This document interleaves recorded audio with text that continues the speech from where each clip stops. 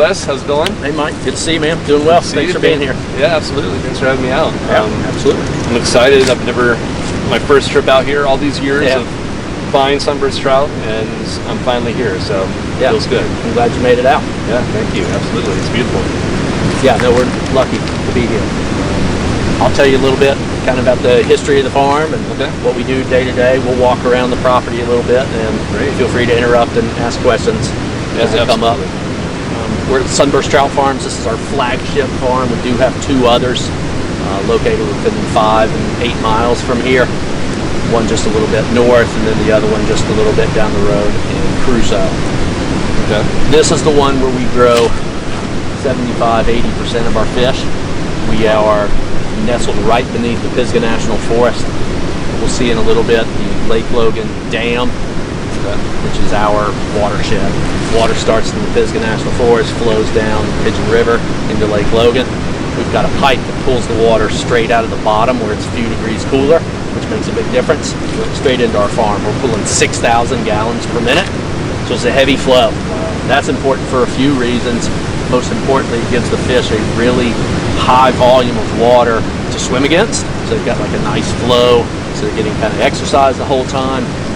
It's, oxygen rich. Also, it helps dilute any byproducts as in the waste from the fish, because we're pulling the water and putting it straight back into the river. So it's important to have a high volume versus the amount of waste that's in the water. So my grandfather started this business in 1948. It was the first commercial trout farm. Pa? Yeah, Pa. That was Pa. Yeah, he was absolutely brilliant. The perfect combination of like hardworking, creative, kind, etc. He was great. But 48, first property was in Jackson County, little community Cashers Sapphire area. That's some family property there. It's called Lonesome Valley, still around today. It's just more of a residential community now, not the trout farm anymore. But that was a great, beautiful piece of property to have rainbow trout. It was Logan Creek runs right through the property, but it could, if it was a little bit hot, a little bit dry, that creek could kind of dry up, and you didn't have a heavy flow. So as I had just mentioned, 6,000 gallons per minute, that could get as low as 300–400. So for a multitude of reasons, he wanted access to more water. So he wanted that higher volume water. So in 65, we came here to this property to have this beautiful water source, which we'll see an aerial shot. If you go to our website, the home page is the aerial shot of this farm. It really does a good job of illustrating just how nestled in this beautiful mountain range we are. Well, I'm excited to get the tour and see everything. Sounds good. Yeah, we can walk up here and take a look at where the water starts.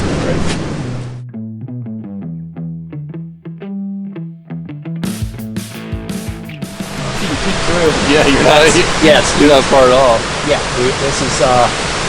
this is the top end of our property. You can see we're only 200 yards from. We're on about 7 right here. Oh wow! And it's about 2 each at the other farms. Kind of through the brush here, you can see that dark-colored galvanized steel pipe, and that's what's pulling water actually into our farm. A lot of people see this Lake Logan Dam, they see the water coming over, and think that is what we're bringing in, but it's actually has nothing to do with what's coming over the dam. We're pulling from the bottom. We like seeing water come over the top of that dam because it means the lake is full. If the lake's not full, it's less surface area for the sun to heat, so the water temperature goes up, oxygen levels go down. Bad combination. Do you know how deep that lake is? I think it's about 60 or 70 feet at the dam. Oh, wow. Water enters the first part of the farm. So the pipe continues buried underground here. This is like what's called a breakup box. Basically all it's doing is gravity that's bringing the water in. We're not pumping it or anything. The water bubbles into that breakup box and just naturally churns around, naturally introducing more oxygen to it. Okay. Then it goes underground again. This is our intake there. This is a great shot to kind of get an idea of, one, the flow. You can see the force all this water bubbling in right here, and then you can see the speed at which it's moving going down the head trough. But every bit of this water that's coming into our farm has come out of the Pisgah National Forest, which is federally protected. So there's no industry, agriculture, business, anything up there that could potentially taint the water. So we're like the first people to use this water for anything. Wow. It's untouched.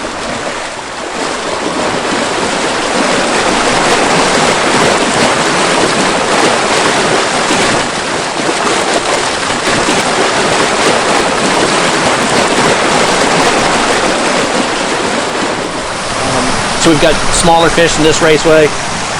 The smaller the fish, the more fish you can put in each individual raceway because they don't take up as much space. If they're bigger fish, we don't have as many in there because they take up more room. You can look down here and you can see there's a lot of fish in here, but they still have plenty of room to roam around, if you will. And you can see just by how active they are on the top of the water that they're healthy, happy. Awesome. So it sort of thins out as you keep on going along it. Yeah. Move up here a little bit. You'll see some larger fish. Just right here. Watch them step. You can see these are thicker. These are pushing. You get up there, pound and a quarter. So they'll be pretty close to harvest pretty soon. You know, in perfect world, the way we have it set up is right when we start a harvest schedule on a certain raceway. Let's say that there's 20,000 pounds in a raceway. That might take us 2-3 weeks, depending on the time of year, to harvest and sell those. So as soon as we finish a certain raceway and we've pulled out the last, say, 1,000 pounds of fish, the next day, ideally, we're moving to a raceway that is now grown to be harvestable size as well. It's not an exact science, and we're counting on a lot of different variables, most notably weather patterns. We really hope for a moderate, mild, fairly moist summer. We want temperatures, hopefully, if they're in the 80s, it's low 80s, and we get a good solid rain once or twice a week. Keep that lake level high, keep the water temperatures down, keeps the fish happy. And when we run into certainly a drought type scenario, or even hotter than normal and drier than normal conditions. Asheville has been pretty dry the past month. Yeah, we've had lower than average rainfall, as we saw earlier. As long as we're seeing water come over the top of that dam, good. Pretty good. Keeping it. When we don't see it coming over, we get a little more nervous. And that's when you might pump up that liquid oxygen a little bit. You see at the top of these raceways, Mike, those kind of stainless steel boxes. Yep. Those are low head oxygen systems, really cool design. So as the water hits the top of that, there's a perforated stream and then a gap between the top of that water and the surface of the water in the raceway. Obviously it filters down eventually, but in that void space in there is oxygen. So it allows that water to slowly seep through and introduce, kind of super concentrate the water as it comes in with oxygen. And you have to do that because you have so many? More we do that during the summer when the water temperature gets hotter than ideal. Gotcha. So pretty decent shape, water temperature, mid-60s.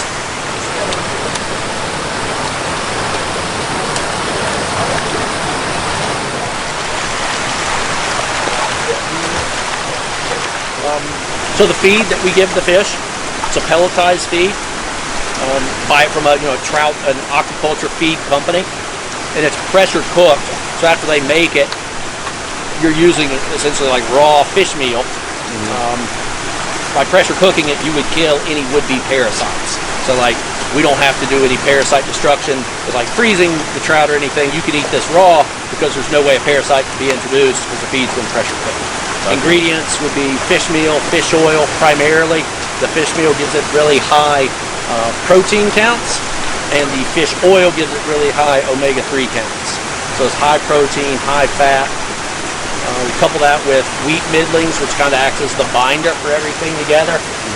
Round it out with a little bit of soy and all natural color. You got that pretty red hue on our trout fillets. Oh yeah.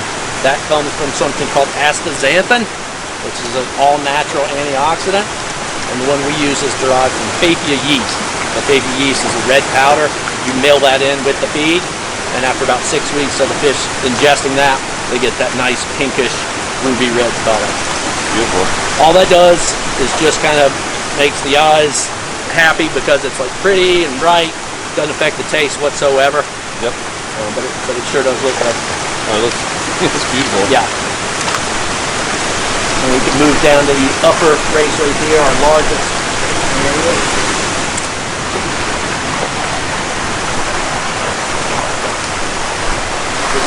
So what are you picking to smoke? Like big. Yeah, bigger's better. We could smoke just about any size. Bigger, it has a higher fat content and a little oilier, and that holds up a little better in the heat. And it's really good for our cold smoke trout, which I think you're familiar with too, kind of lock style. We'll talk about that a little bit more at the plant. I'm smoking some right now as we speak, hot smoke that is. Yeah, bigger's better for smoke.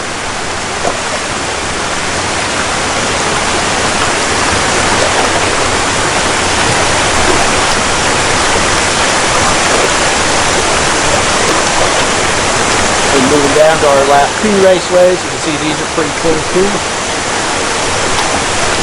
Fish look good, pound and a quarter, pound and a half or so. Ideal. When we came here in '65, my grandfather started the first raceways at the lower end and then made them wider as he progressed. So this upper deck, we call it, which is 20 raceways, were built in the first year. And then we added 2 ponds and then 4 large lower raceways, which are our biggest raceways in like the mid-'80s. And I mean, and no one was doing it at the time, right? No, he was the first one in the area. Wow. Again, it's big out west. Idaho has huge trout farms, so they're really blessed with that spring water with 57 degrees every day of the year. So mortality's low. They're able to bring them to market size and a fraction of the time that it takes us in North Carolina. I think ours is better just because I like to kind of liken it to like nature. So in the winter, everything gets kind of dormant, sleeps, hibernates, flowers die, and then once spring comes, everything comes back to life. And the rainbow trout in North Carolina are similar in that they've been really hunkered down, not eating much during the winter, and all of a sudden it's like they spring back to life.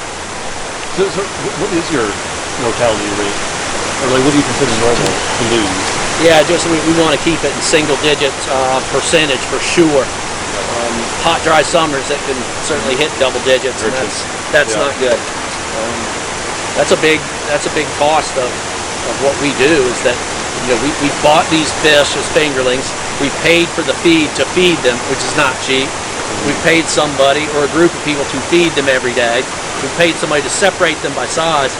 And then if one's a year and a half old and it dies, you've lost every bit of that.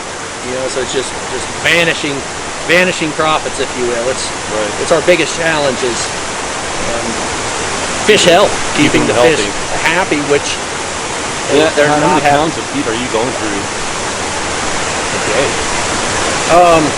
Depends on the time of year. In the spring, it's a few hundred. It can be 300, 400 pounds per day. Wow. And it's a great ratio. Another reason why aquaculture is such a sustainable, efficient business is it's a 1.1 to 1 ratio. So for roughly every pound of feed you give the trout, you get a pound of growth. There's very few industries farming where you get that kind of return. That's great. Yeah. And that's just feed science over the years. When I started here full-time 20 years ago, it was roughly 2 to 1. So even in the last 20 years, feed science has come a long way. Learned everything from working. Yes, I've never taken an aquaculture course a day in my life. Not a day in my life. But with my grandfather, father, mother, teaching me all the tricks of the trade, if you will. Everything, yeah. It's huge. So when did you build this? I was back in the 70s, and ponds, we've got 3 of them. Ponds are great because they're big, so you put a lot of fish in them. They're not great for harvesting fish out of them, because a raceway, for instance, is a rectangular shape. Difficult to get in there. Exactly. You got to get in there with a seine, a net. It's weighted at the bottom, and you loop around the outside. You have to have at least 2, if not 3 people in there. Loop around, bring all the fish to the lower end of the pond. then scoop them out. So you do it a tenth of the time in a raceway. So most of these, you do see a few that are in there hanging out. They may be in there for a while because we don't use this pond anymore, thus the overgrowth with all the grass and whatnot. So those fish are lucky. They're in there just kind of chilling out. Your mascots? Yeah. They're going to have a long life in there. Cool. But you can continue to see, even we're almost to the end of the property. It's about the middle, if you will, of the water flow. You see the water coming through. And what a heavy flow that is. Pouring in fresh the entire time. So the water flows through all this. The very lower end there. See that lowest pond? Yep. You see kind of like a little open area at the bottom with cooked walk boards above it. That's the discharge. Okay. And it goes directly back into the Pigeon River from here.